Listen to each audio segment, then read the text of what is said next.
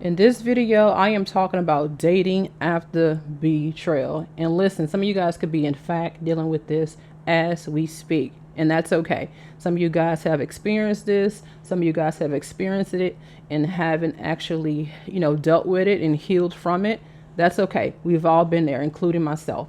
All right, so the first thing I want to talk about is the healing process. So it's important, especially in today's time, that you take time to heal yourself. I know sometimes we may hear people talk about, being in a relationship and then it ends and you're just automatically just doing each and everything possible to kind of like take your mind off of it.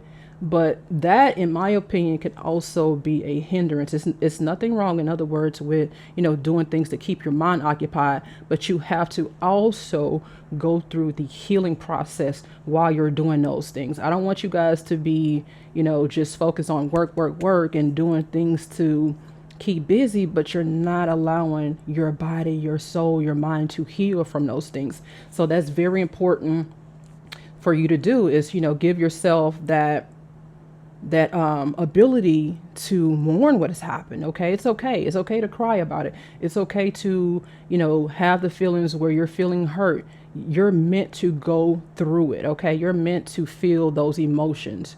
In my opinion, like, feeling those emotions is ultimately going to be that thing that helps you get past it better too.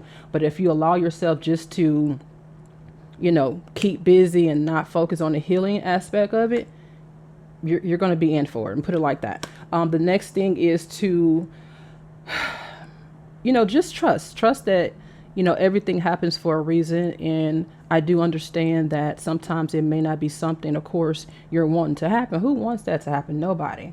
I don't know a person who would, but just trust that everything, in my opinion, happens for a reason.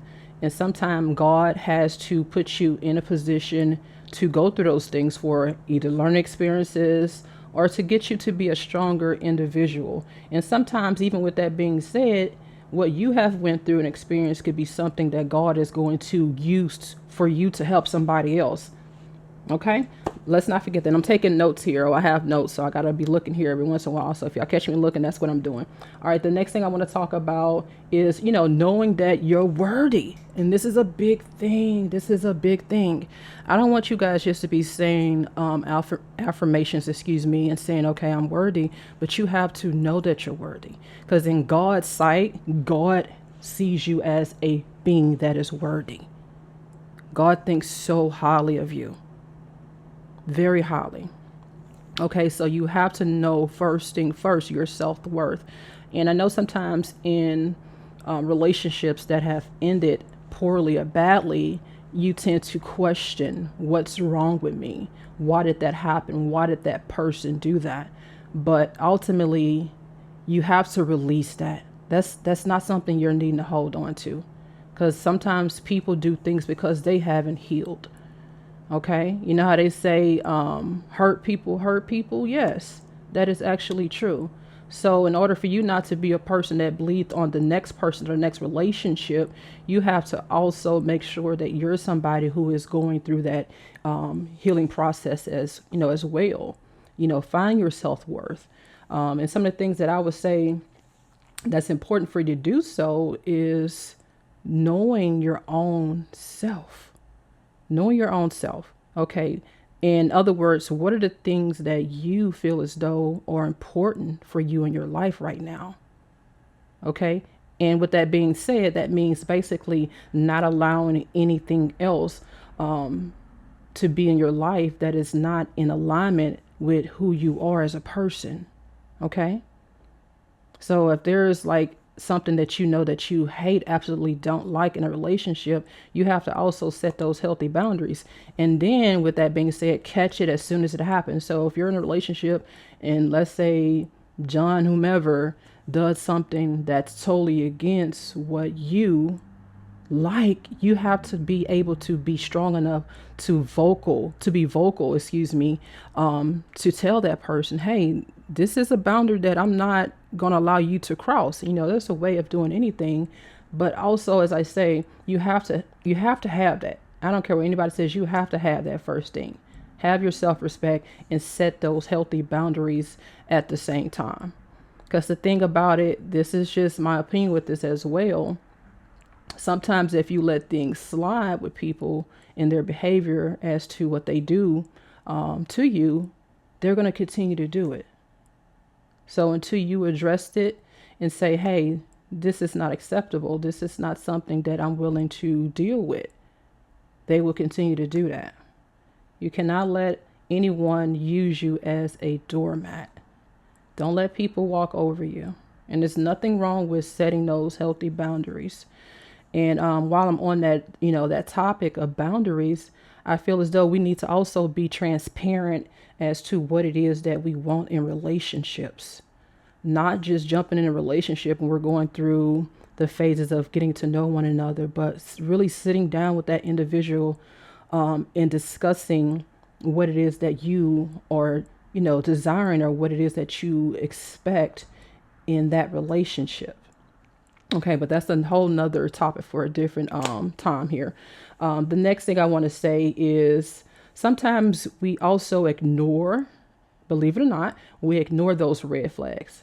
Sometimes you see things happen early on in that relationship and you're just like, okay, maybe it just happened at one time. I'll let that slide. No, see the red flags for what they are. And as I say, address it right then and there.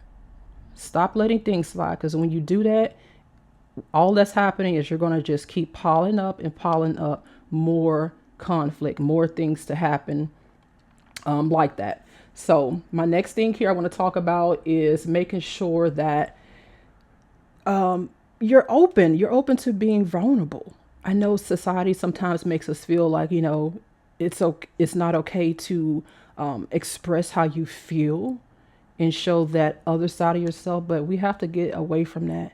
It's okay to be vulnerable. To me, in my opinion, when you're vulnerable and you're showing that side of yourself, to me, that's a strength. That's just my opinion. It's just a strength. So just to kind of, wrap this up, I want you guys to be absolutely okay with how things turned out. And that's not saying, hey, that's not something that hurt you and you're not supposed to feel bad behind it. But what I'm saying is being okay with saying, okay, this person has hurt me. What have I learned from this? What can you say you actually have learned from this? Use what happened that was negative as a positive. And with that being said, when it's time to get into another relationship, you can use what had happened to you as a way to grow. It's not a crutch. It's not saying, hey, you're going to use what that person did to you and bleed that hurt onto your next relationship. Because it's so easy to get in that trap. I myself have been there. Okay? But you can't allow what somebody else did to you to be a bad thing in your current relationship. It's not their fault. It is not their fault. All right. So I don't like to make my videos too long, but if this video hit you in some type of way, if you actually understand where I came from with this video, you like the message, please take and like the video. Please like the video, share it. I would love for you if you subscribe to the channel as well. I have more videos coming, and I just want you guys to be blessed until the next time.